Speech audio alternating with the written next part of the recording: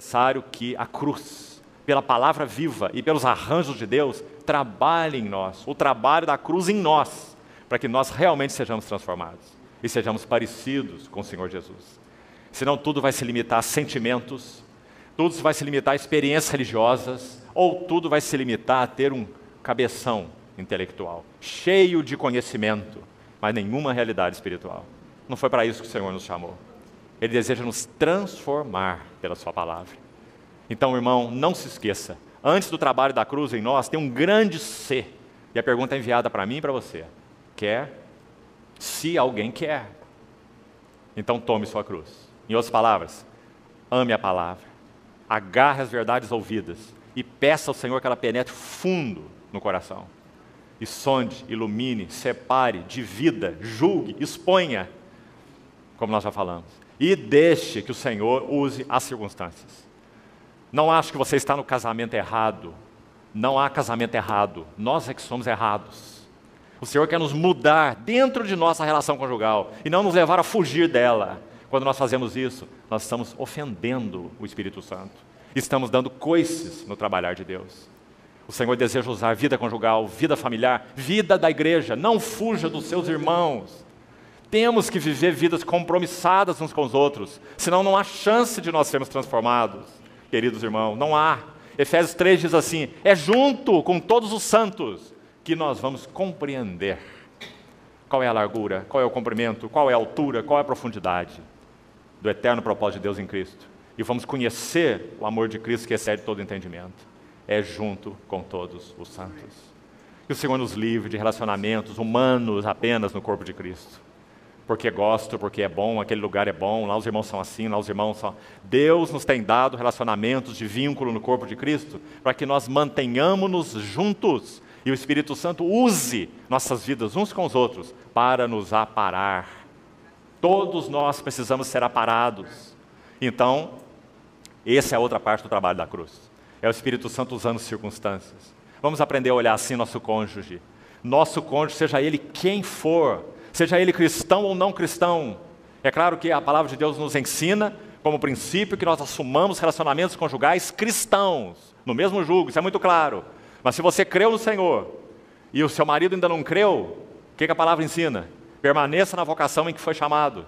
A mulher cristã, não abandone o seu marido incrédulo, tão claro. Por quê? Porque Deus usa todas as circunstâncias na vida dos seus filhos para moldá-los.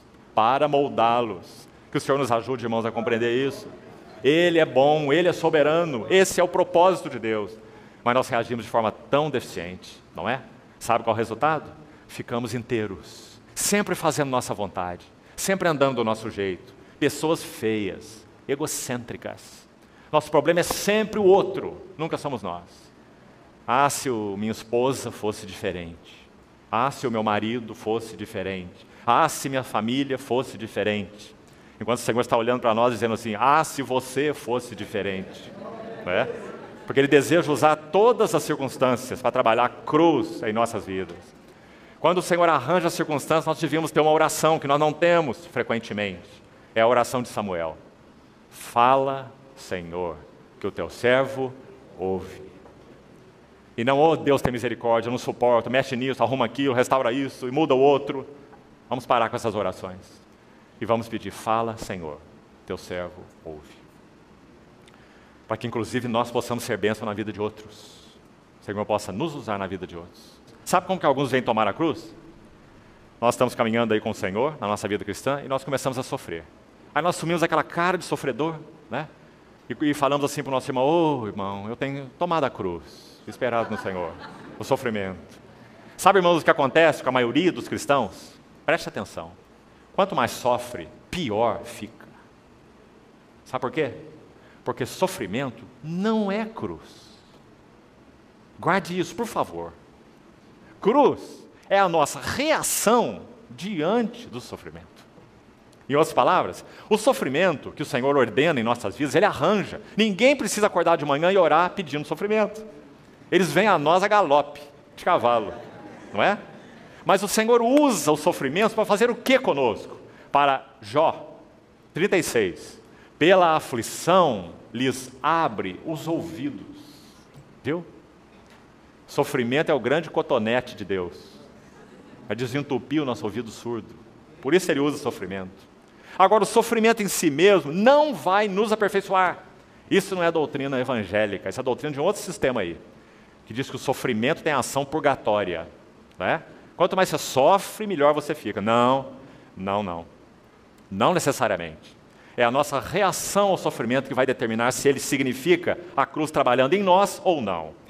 Se nós nos dobramos, nos curvamos e beijamos a mão que trata conosco e oramos, fala Senhor, teu servo ouve, e então o sofrimento vai significar sim, cruz em nossa vida.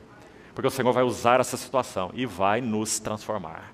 E vai separar alma de espírito, juntas e medulas, e vai expor os pensamentos e os propósitos do coração, através do sofrimento. Graças a Deus. E a mesma coisa com relação à palavra. A ação da palavra também não é compulsória, obrigatória. Por trás da cruz sempre tem um se. Se alguém quer vir após mim. Importantíssimo. Porque como falamos, podemos reagir adequadamente ao sofrimento, pedindo que o Senhor nos fale, nos mude, nos quebre, nos molde na imagem do seu Filho, e então esse sofrimento terá ação transformadora em nós.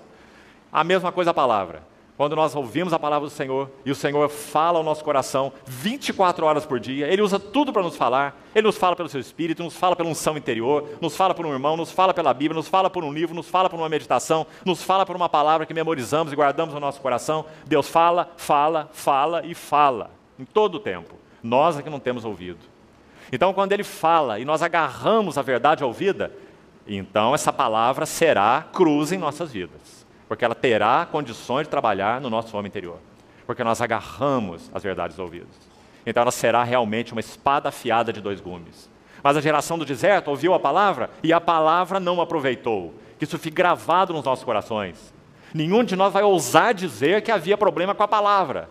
Porque a palavra foi falada por Deus, aquela geração do deserto. Geração que Ele amou, geração que Ele resgatou, geração que Ele tirou do Egito. O que Ele queria não era que eles morressem no deserto, não. Era que eles herdassem Canaã, mas eles não puderam, porque a palavra que eles ouviram não lhes aproveitou, porque não foi misturada com fé. Eles não agarraram, eles não disseram, fala Senhor. Murmuraram 10 vezes, levantaram o bezerro de ouro, queriam voltar para o Egito, não perderam o apetite das coisas que eles tinham lá. Esse foi o seu problema. Não ofereceram lugar a que o Senhor trabalhasse neles, através da palavra, e nem através das circunstâncias. Ou seja, uma geração que viveu 40 anos inteira, ela não foi quebrada. Por isso ela não pôde herdar.